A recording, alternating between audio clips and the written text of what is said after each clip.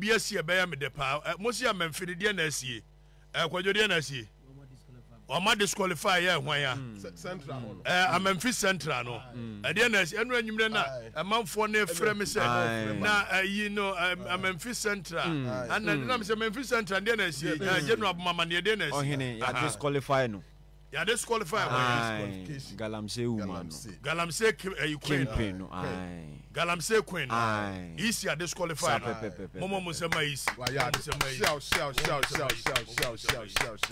Waboduma Jemensa wa ya de what Jemensa se wi asenka obibi akura na sa de we nkwa wi asbeka sa se mo amakwan ya Galamsey ni anwura ye parliament precisely if say ni kwa se ye makwan ma nkrofo e feel say ye parliament no wo di bone na nya skirt mi wura there be abi get we go there say anya ne kwan so no me wan efe efritisi atade no me ayi ye ka meka pani o de chair mi yo pani mu bi na enra o de enra achi o de chair mi e wo chair mi mienu na akono pa me hye we ba ko enne wo chena so me hye asha another one pani mu pa kuro mu o say ekoyi wenye ekoyi mama anna we me hwe agya ne wo ba Beka jano onyaye seke olake onyaye sisifiani wo sisifiani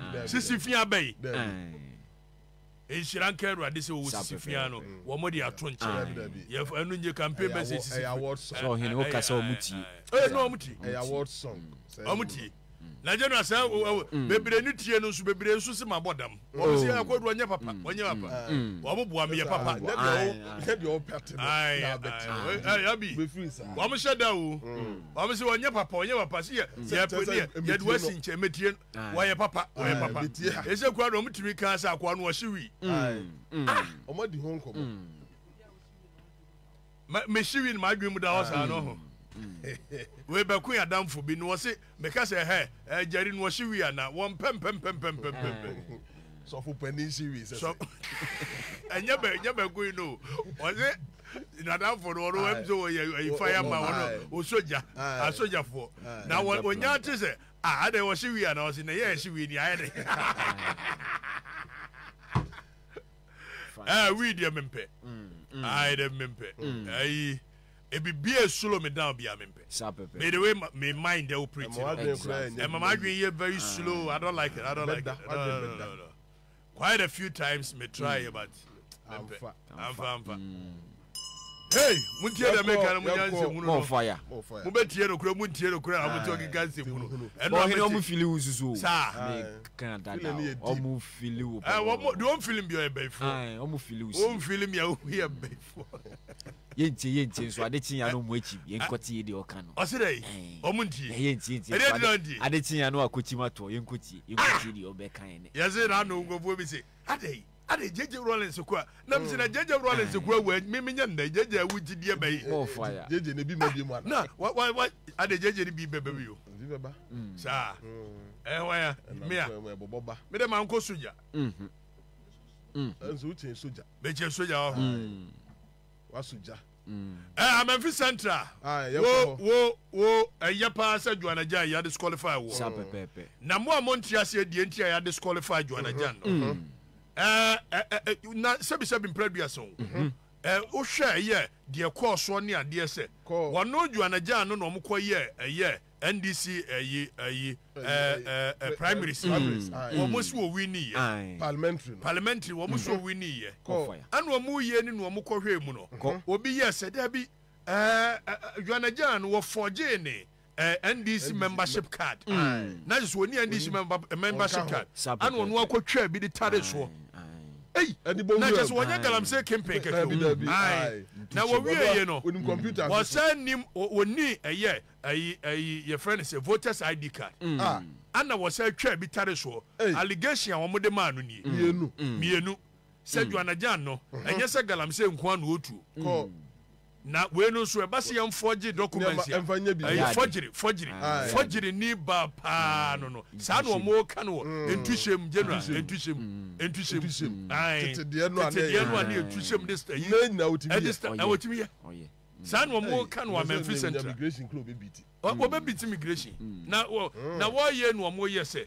ene ye Joana Gyan no wo ye wo ye ntuhyemu etriye de na court tienie o mo fire tienie de tia isi na disqualified Joana Gyan no na isi ne me say Jemensa wanye wiase bibia kura no saade we ya moye no aye pa amai beka o man beka efisi ntimi makwan ma wo bia nya sika ne enim ne sika na de man ba bia wonya free na nipa no wasem manfo ne nsuo awia manfo no wo wia wo se mesa pesem kotena ba bia ye hyemra na we watu mra gu awie no pese kotena ba bia ye hyemra na we wote woni ye de mra bafa eye galamse hu a ni vote be kɔ he efisi galamse enu anu odidi enu anu oda anu anu odware me na maka wotimi fa me nkɔkɔ to bia da sa pepepe wo ye galamse ni ba sa pepepe be kɔ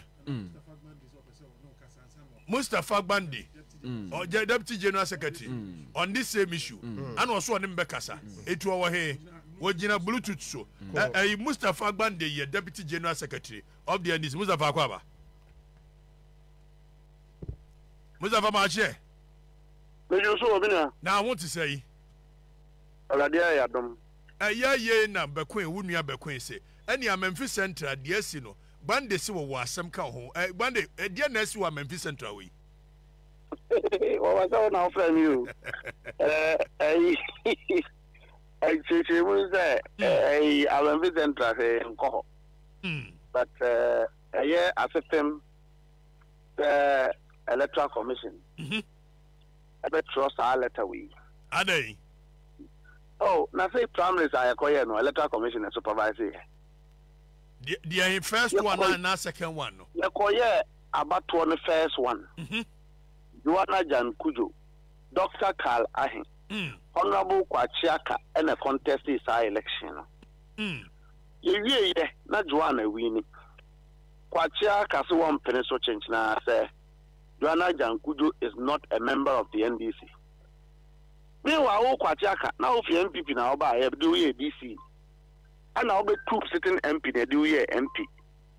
And will be two, or they also are Watikwa Pawum Peneda, I didn't sitting MP, not your road minister, and in our course of Anna offer today, Kofa and Crawford, the court party, the court. And a general secretary, Akano. Current sitting MP one Memphis Central. Current sitting MP ne Juma na America who answer me. Okay. And a general secretary is okay. Satisfadia. In fact, national chairman Kwana di kan call ho reconciliation. Kwachiaka timiti ni obi. Also wajetum chata oko na onene kasa. Na wajetum osori pese by phone on na manager. Osori anu ese by phone. Yes. And we are the general secretary decided is a court now one more corner. Pamela no one must say court to nullify election. Ya be nullify election. Now will be a kumatoni him. Yan sanko to ban for fraud. Now will be an sanko contesting you be winning. Not yanine echo. To afford Kwachiaka a second chance. I didn't see you. Who's that for? A submitting form. No vetting committee as a Sana sitting MP Kwachiaka and Wakako for you and Crawford signature at the two form without their consent. And a vetting committee chill a cast okay. We opinion. Baby, I would do no one say ya. Na Yababigu anymore because we're a criminal case. And now why would decide is that the election will be film. And now we withdraw. And a Bayer Joana Kujo unopposed. Electoral Commission by law, every parliamentary election of a party must be supervised by the Electoral Commission, else it will not be valid. And the Electoral Commission I'm unopposed. The NDC said, Assembly by year. So even though say it is one filing for independence as a sitting member of parliament, the party have not proceeded to take any action on him because we believe that reconciliation and people reflecting on their actions can lead to a change of mind. Now, who commissioner who supervise the election, letter na the actual introduced Joana Gyan Kujo stated that she was elected recently in October, not in the previous election, and that election was supervised by you. As far as we are concerned, there is no pending court matter. As far as you are concerned, there is no pending court matter. Mr. Baho. No, Hopper. There is no court matter. Yeah, someone a year will be the court down court to say. Ababa one with the any moon a year Joana Gyan no. 4J a year first, the NDC membership card. Second, a year a voters ID card. And a court to say before say will be determined a year the case you know. What the injunction at all a year will ban so say want to me holding home as a member of a parliamentary candidate for the NDC until the final determination of a year the court war. A year to me NDC was say court to no ma order no. NDC say okay court to ma order. Name of me crown you best try say you better rerun of an election yeah imposing as a year you can say a candidate for the NDC. To me Ben NDC number one the court directed that the matter we should try and resolve the matter internally. The court. So one of the ways to resolve the matter was to give the parties what they were asking the court to do. So court on directed NDC say monkonko enkope amicable solution to the problem. That's correct. And I know whenever the court one second. I know whenever the court directs you say kokoye bibi na se moko na mo find the solution moko back to the court e ma court no stamp decision am make so mo yes our process no wada. Oh, that one just many lawyers no lawyers no. That is the law. That is the law. You can say courts act no. I agree with you. That is the procedure of the law. Right. But we would have thought that another aspect of the law is that parties having been given a second chance, a satisfactory chance, would have gone to withdraw their own matter and say that, okay, the party has taken decision A, B, and C. And we think that is fair. Just that on our own account, yeah, and to me, uncontested, and it's fair. It's not everybody's making. And we don't have any issue again. It's another leg of the procedure of law. And in all of this, what it means is that a tier 4 should not panic.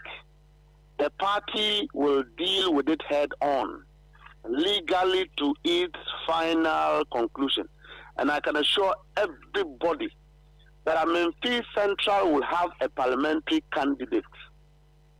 We will not allow a situation where the people in a democratic state are disenfranchised within the practice of political representation and representation of the people. That cannot happen in the Republic of Ghana. And it is not a matter that we should be scared of Accra. We don't be. I don't think that the party is panicking about this matter. We'll draw the Commission's attention that their letter was erroneously misrepresenting the facts, hurriedly written, mischievously published. Because you can't write a letter on the 6th. Now the letter not to Sumiya then you release it on the 16th. And on that 16th is the day that you are writing to the court to check if there's a matter pending in court. I think that is erroneous. Na easy opening of nomination near the no some mobile filing near the account a brebe near the amamu na if a breno ebe favor NDC. Oh, I think that we have met the deadline of filing. Duly submitted. This is an administrative action by the Commission. It is not substantive to the guidelines of filing. And if the Commission's attention is drawn to all the issues, the Commission is bound to reinstate the candidate duly elected for us to move on. We should not be a stage where interlocutory injunctions become sufficient basis people to be punished. It is not an injunction properly so-called. The matters have not been determined by the court. The substance of the issues have not been determined by the court. Why should somebody fatally suffer the consequences of the action which has not been determined by the court? So tomorrow, if the court goes and says, okay, on the basis of the case, I think that the candidate have no problem. The party has complied with its own laws. Then what do we do? But the weight of an injunction from a court, Emma untimi enyehwe. Other na NDC as a party, money can stay, sir, a year decision, a court to make here, no, and some more proceed with a year that amicable solution, Mukasamo find it. And even medical business, more find a solution. Why did you not go back to the court, say, court, you find a solution until Saw injunction now with the Mayano? Sabi, you free the show. I don't mind, sir. I think that I don't want to draw in the court right now because we are not there yet. Okay. But we will come back to discuss when the opportunity is right. The role of the court in this whole matter. But I think that we will leave it for now. Mustafa Ebedase, Enobre. Let me show you. Mustafa Bande, a deputy general secretary of the NDC. And you know, Kobi, General. And come on, you could, you know, it's a so the procedure of the court is that so court now, J injunction the two ideas. You can say injunction as a court and say, hey, you will be an Jinawa, you the tabono, Atoso, Jinawa. What do you mean you be? Na remedies of a court. Na remedies in your baby a num. One more year, no one say a seshurara, no seshurara, and it's why you be na the end one court to know 8 member order say, young Chamuna, young Tonchina baby. Precisely. So. When a quasi judicial body makes a decision, the court of a competent jurisdiction can offset a yes decision. Exactly. No, almost our Mande Musuni Adiana compelling somebody to act. Near what be said near Yakoje injunction at the Ababatoa, there's a taboo head. Would you be a court to say Jiraho? A free near the command you be before. It's a court to no ma order say. A free near the coy the injunction at all a year Memphis Central Baba one to say. Want to mean yeah. Want to mean no one's way NDC candidate.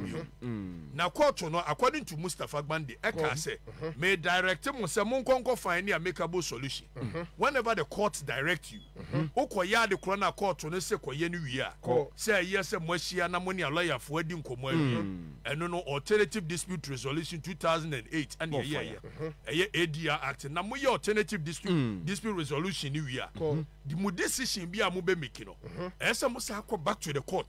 Now, the court to my court to no stamp to say decision we may be dim work in a move. Exactly. And one man, sir, and one was one man, knowledge resource. Then this need to me be as with Genesis or knowledge resource. When the court, the case is before a competent court to be decided. And this is said to me.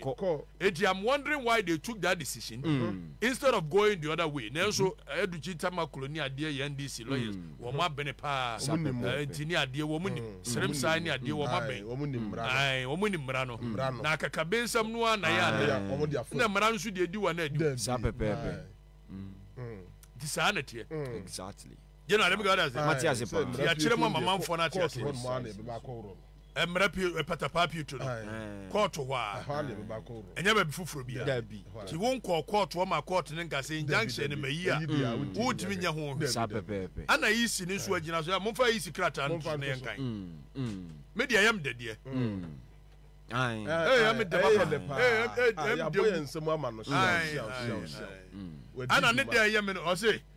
filing of nominations, disqualification from 2024 parliamentary election. I bring you greetings from the Electoral Commission and trust this letter finds you well. I know the command Joana Gyan Amanfi Central Constituency, Western Region. Dear Madam, filing of nominations, disqualification of I bring you greetings from the one someone Tete, someone Tete, a year deputy chairman, operations, we in the pub, bonnet, pap, Tete, Tete, Samuel Tete, deputy chairman. We said was I was it sure. The brightness of the day. The brightness of the day for Libya. The pemper. Or tread the pemper. Patrick, the brightness of the day has brought me this.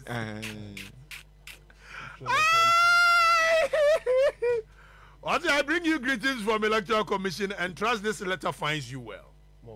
The Commission's attention has been drawn to an order for interlocutory injunction dated 31st of the year May 2024 in respect of a suit entitled Jedu Frimpong and 4 others versus Joana Gyan Kujo, the National Democratic Congress and Electoral Commission, suit number blah blah blah blah blah, by the High Court, Secondary, and other states as follows. It is ordered that until the final determination of the matter, the affected parties are restrained as follows. A.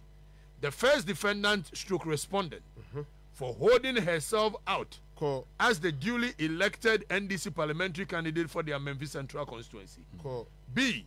The second and third defendant respondents, their agents and officers for holding out, allowing the first defendant and respondent to be held out, dealt with in any way, recognized or afforded any rights or privileges as the duly elected NDC parliamentary candidate for the Amanfi Central Constituency. What this means is that the word judge or tro sa word when you no room for any error. Exactly. Already I was say the first defendant in the court will say hey and who do who say we Amanfi Central until the final determination and who do who say we Amanfi Central we no kura no already second order no or say the second and third defendant in a year you can say NDC and a year EC. Okay. Now obi file asemuna say year ultimate you parties to the case you know. First defendant in here Joana Gyan Kujo if so no na year asem ni yetia na nkasa. Second defendant here NDC if NDC will interest omo no candidate no. Precisely. And a third defendant in here EC if say EC no na wono no ebeka se nipa no ye qualified or not. And now court no ma order. One my order to the first defendant, that is A. And one my order to second and third, which is NDC and EC. What say? The second and third defendant, respondents, their agents, not even Jemen Sankwa, the agents and officers for holding out. So Mobema Kwai allowing the first defendant, so Mobema Kwama, Mame, Joana Gyan Kujo, to be held out, dealt with in any way. Was it so? Why you know who's this candidate? And now, we need Dinkita won't be in any way. That's recognized or afforded. It would himself say, "You can't deal with ye." That's what be per se. Well, ye be here. Sama meno, John Mama, ne vice no na be die chire no ade na okoye yes sure baba wanensa it is against the order of the court. Freedom watomra it will be better than na with bumra so if the court ni say mo bia nya empejana nsa enyina ba bi say we no mo de so afforded any rights or privileges as the duly elected NDC parliamentary candidate for Amanfi Central Constituency. Na se me man kwa mo chese mo nyina ba bia nkototo abo bia nyina ba bi chese NDC party atade kwa mo nhye mi chese chinya kro nyina se mo nyina chini ase ye hunu so gyina chi sa na court na ka nye na ka e de mo nyina chi se wo gyina ase a na chese o mo nka eye kura no de zu asoso wo ka zu bia ase a chero sa na court na che za wo ka za kura ase a chero court na ka court kasa we no enra enra running mate dia da bi da court no da dia la ya kwa mi adofo mi amelo ya kwa mi adofo him bluetooth ana he ye awrade la ya kwa mi adofo ye lawyer ni a wabene o hine akwa ba ina na ho te sai wo mo se ye be fa ne sa na so ho te sai ya mi asi na lawyer fo emi emre na we are to one easy a churocrata say ababa way a war no musi galamsey wo ye bi Amanfi Central Joana Jankuju we mu at disqualified what can be na can be na to say me ne wa menche obi na menche otifo no ahefo ye nyina jo yes the court make it order we are fine unless the court need jurisdiction you are bound by the orders unless you appeal it and after you challenge it. Yes, there are all bodies and individuals, both natural and artificial bodies, are bound by the orders of the court. But we wish our courts will make orders from statement, obviously May 2024. Now, I want to say, Mamma, no one appeal. Na wajai orders no say enwo ho sa say ono kra na emfa no ho a electoral commission will be bound by those orders. Enti eba na zen ko ya appeal against normal court of appeal overturning. But one you know it means that the injunction to subsist and I that's all. It is an injunction that's all there. No, because the electoral commission they made with my. So electoral commission cast will call ahead. It means the electoral commission will be cited for contempt. It's not just okay generally no. The assures electoral commission will receive advice.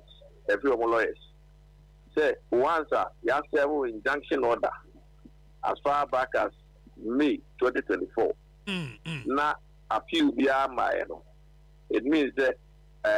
More accept injunction, especially when you are interested party, Mamena or standing for MP. And it's a bonus idea, that is the electoral commission to mean Koso and for the Koso. And the advice the electoral commission is correct because once electoral commission has 7 injunction, what me a more than injunction. Because we're an institution, a public institution, I show respect to the law. And we want to say, and one. Now, filing of nomination, we must say, date in the Crown, Yatum. Na electoral commission, see, ya disqualify war. No, not just a no, or you koa di koa. That is a very good question and a very interesting. You see, I have close to date nomination. NDC, the some replace candidate on Bayden. I want to ask them again. Because the nomination are close. Meanwhile, only candidate and coordinate code. Only are disqualified. It means that NDC giving candidate to hope. It means that they will rely on their member or go independently. One also na almost so much in a free one person in a conya free more. Parliament. Not just almost so many people could be a conya any free. I current a year MP no wohono. So why no so independent? One on their co independent. One also na NDC forces zero. Almost in a conya free. It is a more candidates. You are disqualified. Money tries to be it's a money boom. I don't know you and tell my babu knows my separate. That's way a master tactics in politics. Minim the ultimate years are you know. Would is only a crow how you more different. And to the people who say, NDC ni a convocation could dinko. Say, would you have a coward as an independent? They are also as an independent. Once you could change in the name of NDC. And she or no as independent, and is because of tyrant. Or when here, not as well as a Yamadi. So that's here. But it means that the door is now shut. And this is to me replacing. And it's no, assuming some court no more to be overturning injunction is here. You already disqualified. So you have to go and get an order from the court to compel the EC to restore your name. I don't know so follow the American. You follow. Once. So they said you disqualify also for the records of the EC shows that Obia no a candidate ma NDC assistance. Thank you. Now so court to cross injunction no court no de throw wo so na no. Court ya by injunction no yi free so a. Now kempo court no kura yi free so a. Enye yi free so a na automatically reinstate you. Thank you. Yes, also court. Yes.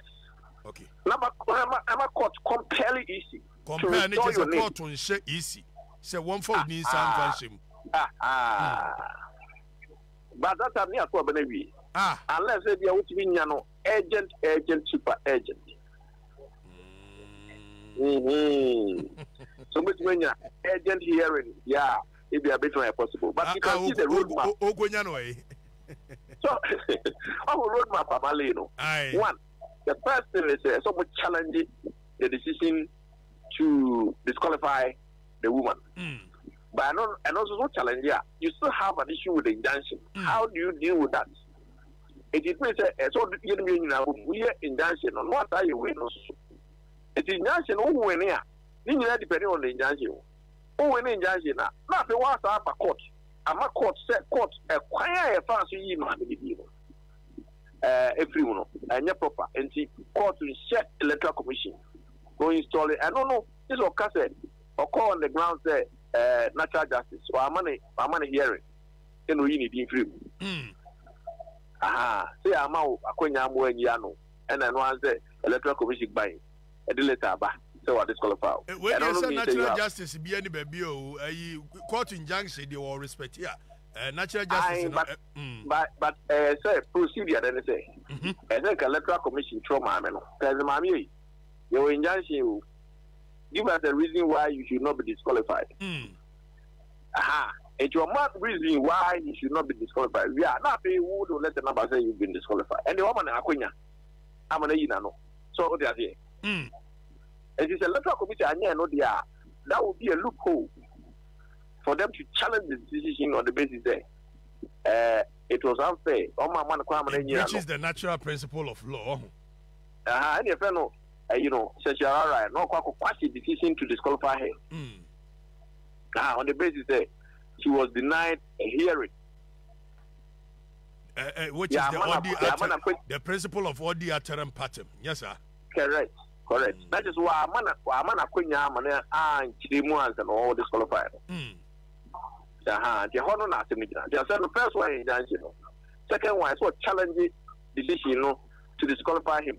See, I'm acquire man and I'm hearing now.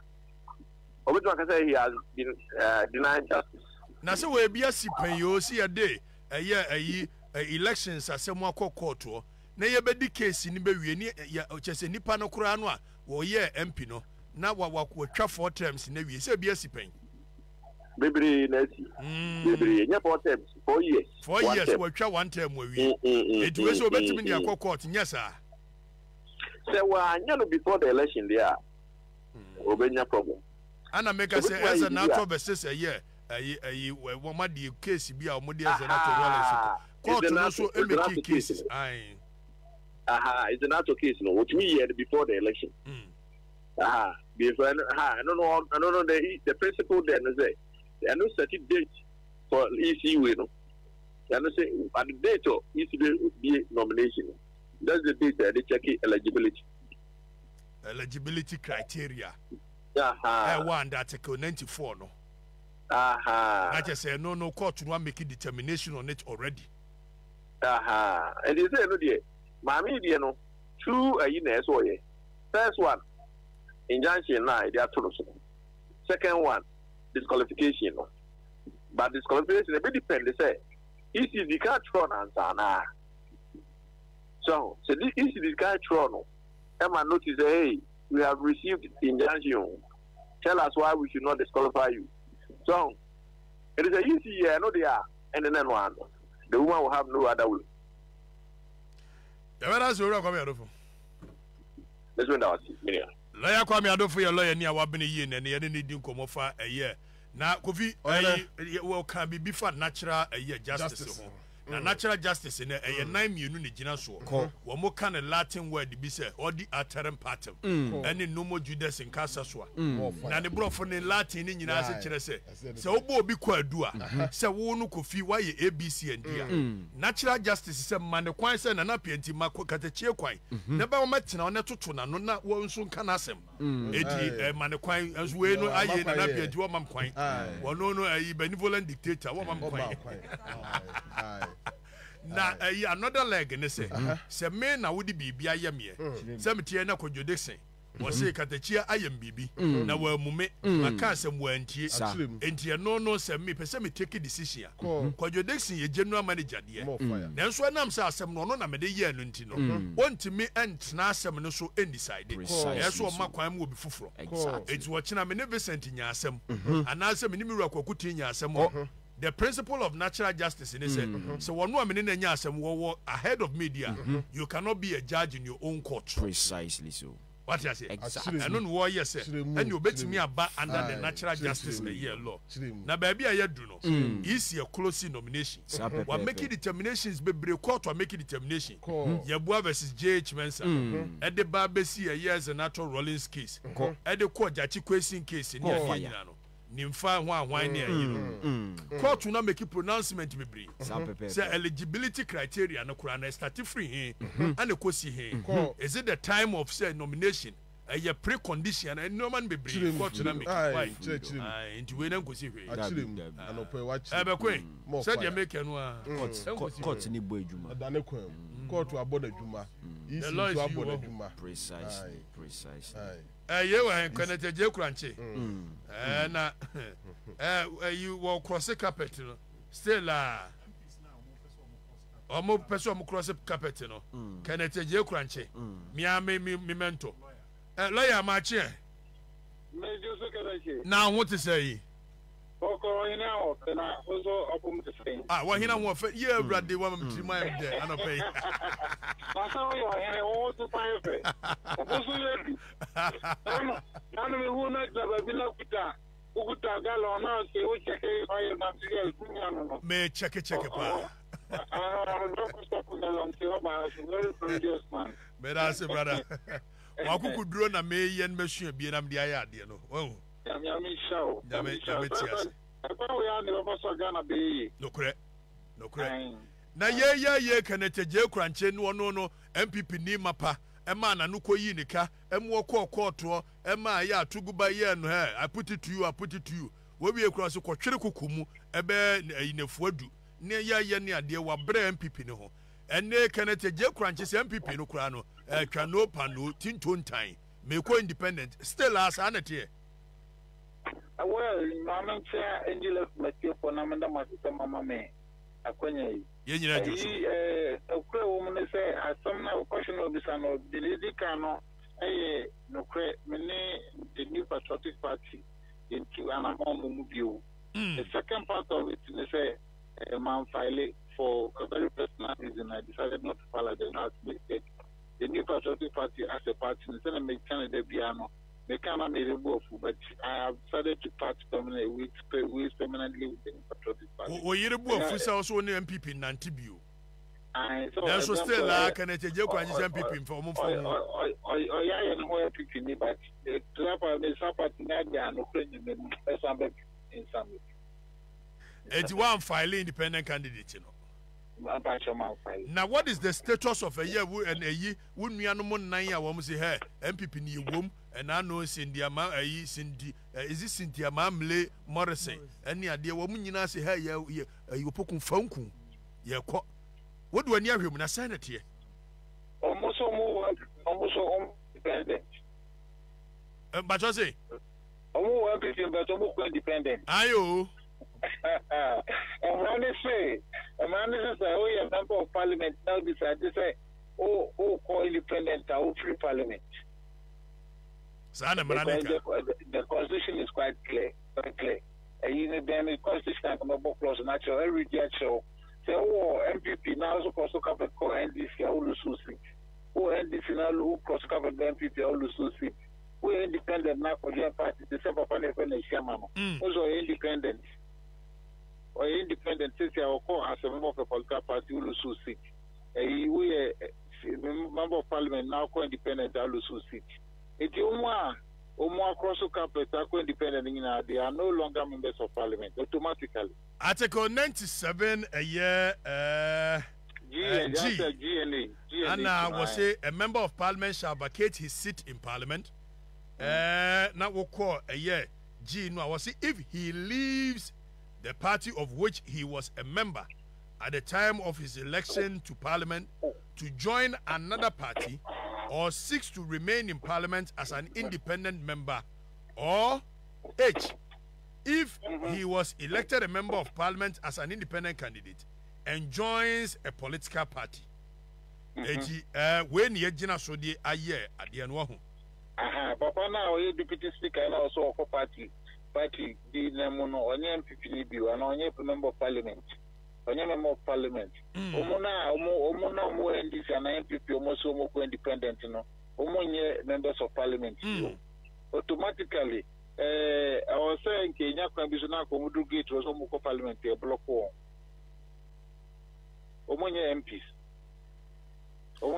If they are not MPs, then the member from the issue, the how parliament is organized has also changed. The be a minority, the be a majority. Now you know a year the wedding of a year the G Noa. Now ye fan say Jamua lawyer for near dear. Was it if he leaves the party of which he was a member at the time of his election to parliament to join another party? Now in this case, Cynthia Mamle Morrison will free mono on joining another party. Or seeks to remain in parliament as an independent member. Now Cynthia Mamle Morrison or Minya sure say or ye independent candidate in parliament. Nemum re-election ya all konon was say. Say election ya me kwedie may call as independent candidate. Nemum Samete Parliament still I am with the MPP. How does that fall under ANG? I want to accept your interpretation. Oh, me where do you know? Where do you know me? If I say me watching watching ya to Obama me. Now my core parliament say if you just say to the East member of parliament and now say grab a member of parliament. Now my court do court a floor of parliament, you know. After me say me ne a year MPP any can be abu. May ye independent candidate. And no na may you sure say G no ever consider say afraid we will hold in parliament as independent candidate. And for that matter, oba under a year 97 G no. Na submit ha. Submit ha. Na me say me wa ha dia me MPP ni. Nemom me call re-election. Na say re-election de me catch a man for say me ne MPP enya MPP di mu na me gina as quantum kura. How does that affect my status as so in my opinion, no. So this Obeko as independent candidate, you are parted ways with your party. That is your opinion of the law. Not after the hello. Meet your power, innit? No language. It's not after the election. A bit more can say. And can say the young consider more as MPP4. No one the trouble we are as independent. Then how would that make sense? How would that have any effect? Because you're to Obama a year parliamentarian for 4 years, 1 tenure, Mebwa. Anna and they what you want to Cynthia Morrison. You need to read the whole clause together.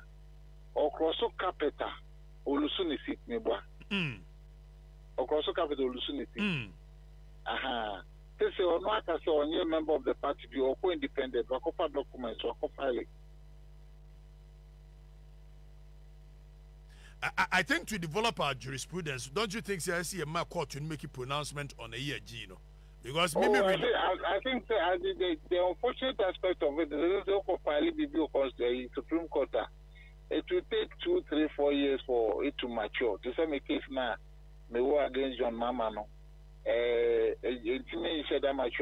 the fact of the matter is say, and can we say very quickly we go to the Supreme Court and very quickly they rule, and then we get a position on it. if you was so quick, you need the Uncle Boapa, or send you a Supreme Court rule on it. Now, you know, a MPP party, dear. Oh, me, so what the interpretation is, my dear, with some more minority. Okay.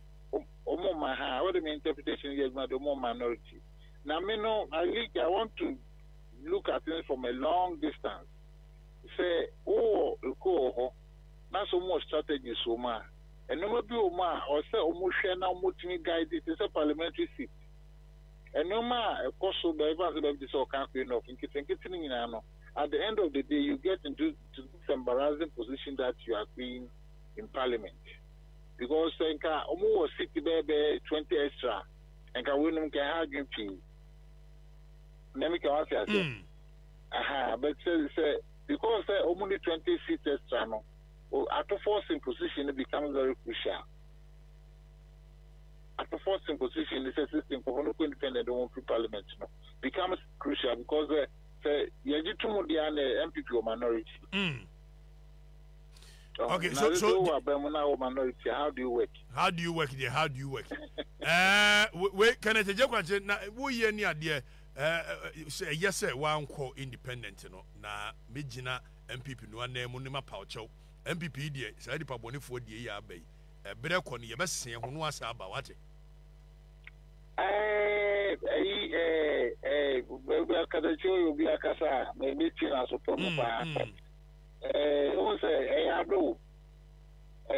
I do go for baby, and I'm so for the betche. My bet to me, you need it, but my bet to me, to me, some pass as a popo. I said, Better as your Bella.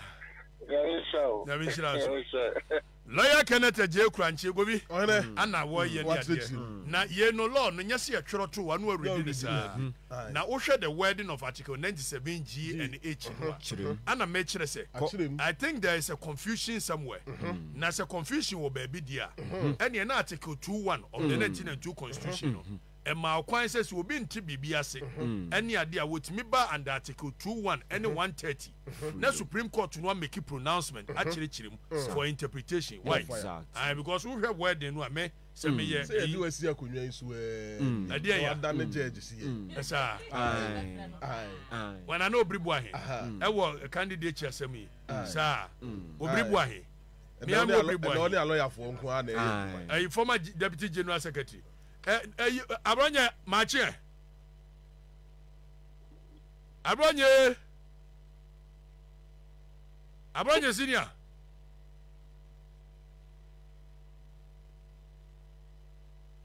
Abronye Otumenka. Okay.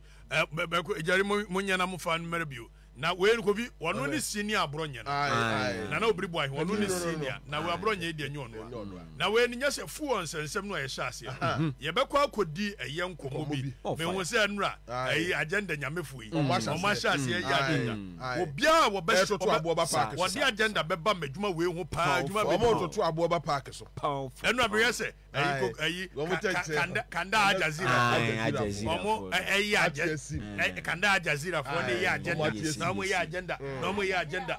I say, "O matu to mu di o." Radio ni TV. Yan try we. Abronya machi. Abronye. Jayo de we de munya na menya kanda ayi se me the videos na send o be kwen. Me de ayi kanda Ajazira for the video na send o. Aha. Na ye no ya wo matoto mu hodi ana kokomlemle BBC ana ayi arabaka CNN ana kanda Ajazira agenda nyame fo nko a enhiran ka urade se ya ben ani agenda bia no ye bejuri yakofa galamse nsemi ba ye yakura ye ne di hu na fe wo matie sim na o ma be mo mu hu award sisia pande wa fu si bia dia se show na edua dem de da bi emfanya bia ya se wo mu sini dua na wo mu de amom Hey, the best journalist of the year award goes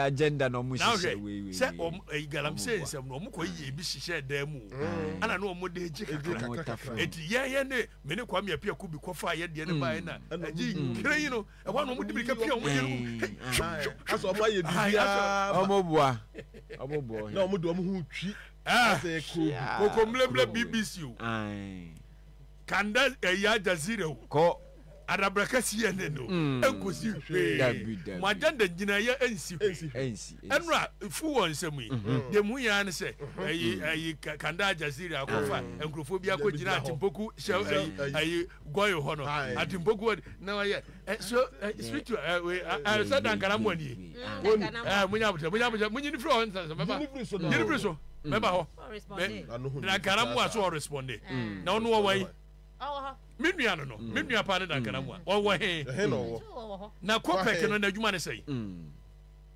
na adwuma ne sei ya kira kopek na adwuma ne sei more fire anya consumers no so protect you more fire me busa dan kana mu ase adwuma no a meme ne apia kubi of Kesbe morning show ye anya dan kana mu adwuma report